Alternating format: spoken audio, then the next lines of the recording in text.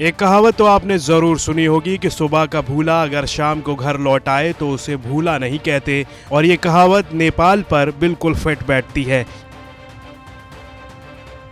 क्योंकि चीन की वजह से नेपाल और भारत के संबंध में जो खटास आ गई थी अब वो खत्म हो गई है। दरअसल नेपाली पीएम केपी शर्मा ओली ने चीन को जोर का झटका देते हुए एक ऐसा बयान दिया है जिसे सुन मानो चीन की चौधराहट खत्म हो जाएगी।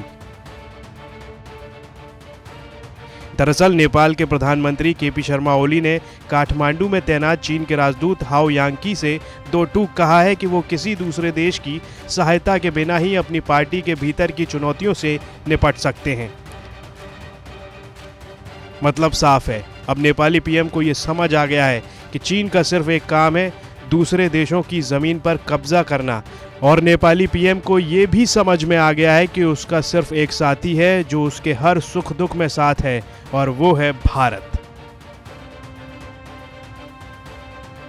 बता दें कि मौजूदा वक्त में नेपाल में पीएम ओली के खिलाफ सत्तारूढ़ नेपाली कम्युनिस्ट पार्टी के चेयरमैन पुष्प कमल दहल प्रचंड ने जोरदार मोर्चा खोला हुआ है। और तो और पीएम ओली की छवि पिछले 2 साल में भारत विरोध की ही रही है, क्योंकि देश का विवादित नक्शा संसद से पास करवाने के बाद भारत के साथ नेपाल के संबंध बेहद नाजुक दौर से गुजर रहे हैं। और इस बीच भारत ने भी कालापानी, लिम्पियाधुरा और लिपुलेख को लेकर जारी मतभेदों पर बातचीत के संकेत दिए हैं। वहीं हाल ही में भारतीय विदेश सचिव, सेना प्रमुख और खुफिया एजेंसी रॉ चीफ ने भी नेपाल का दौरा किया है।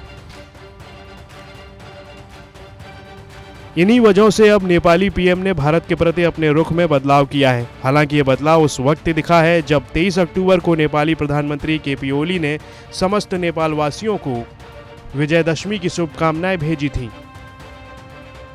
खास बात यह है कि इस शुभकामना में जिस नक्शे को दिखाया गया था वो पुराना है, जिसमें नेपाल लिपुलेख, कालापानी और लिम्पियाधुरा क्षेत्र पर अपना दावा पेश नहीं कर रहा है।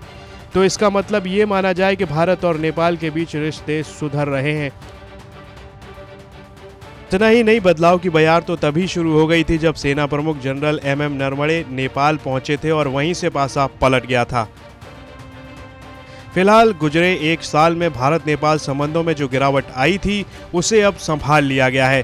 प्रधानमंत्री केपी शर्मा ओली ने भी इस बीच भारत के लिए अपना रुख बदला है, लेकिन कुछ भी हो, चीन के लिए प्रधानमंत्री केपी शर्मा ओली का ये बयान किसी घाव से कम नहीं है। ब्यूरो रिपोर्ट, भारत तक।